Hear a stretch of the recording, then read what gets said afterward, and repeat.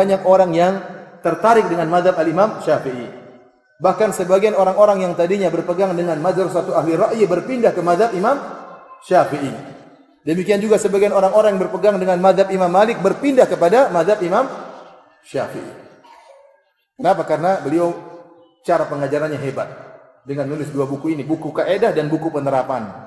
Buku kaidah dan buku apa? Penerapan. Tatkala itu belum ada kitab usul fikih mazhab Hanafi. Belum ada kitab usul fikih mazhab apa? Malik. Imam Syafi'i yang pertama kali bikin. Ya. Kitab usul fikih dari kitab Ar-Risalah itu kaidah-kaidah maksudnya. Dari sini banyak yang tertarik dan timbullah orang-orang yang hasad kepada al-Imam Syafi'i rahimahullahu taala. Dan kalau orang sudah diajar oleh Imam Syafi'i, maka benar-benar dia cinta kepada al-Imam Syafi'i.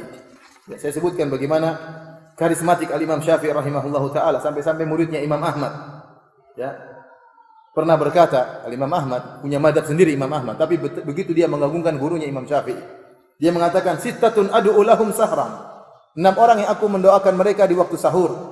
Ahaduhum asy-Syafi'i, di antaranya Imam Syafi'i. Anak beliau Abdullah pernah bertanya kepada Imam Ahmad, "Ya abati, ayu rajulin kana Syafi'i? Fa inni sami'tuka tuksiru minad du'a lahu." Anaknya bertanya, "Wahai ayahanda, wahai Imam Ahmad, siapa itu Syafi'i? Saya sering kali dengar kau mendoakan dia."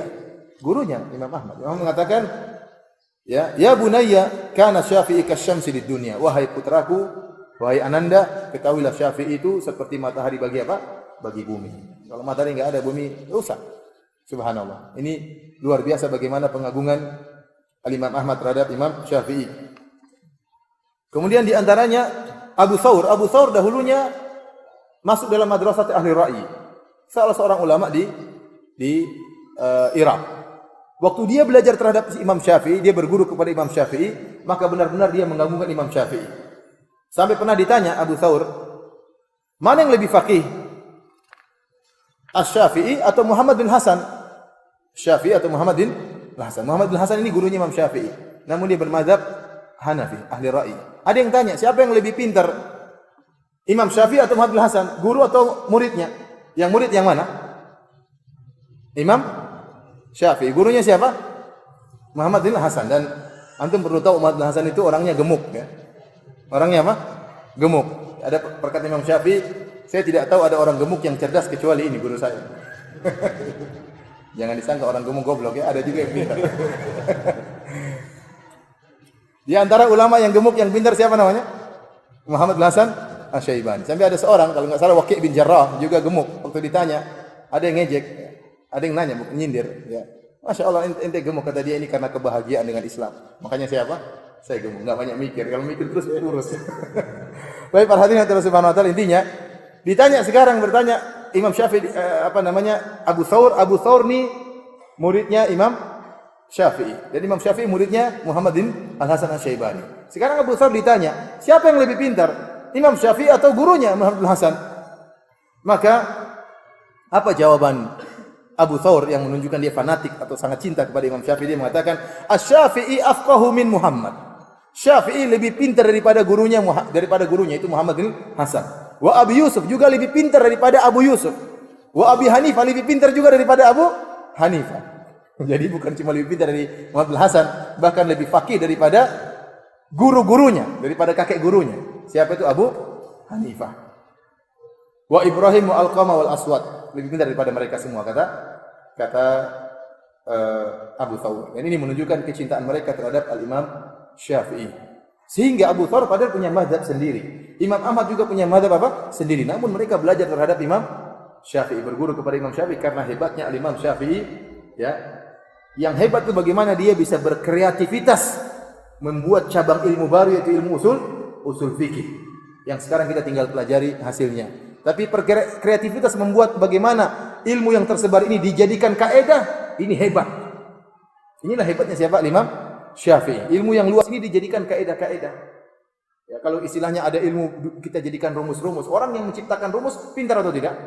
Pintar karena dia memikirkan, merenungkan, menyimpulkan. Demikian juga Imam Syafi'i, untuk buat kaidah tidak mudah.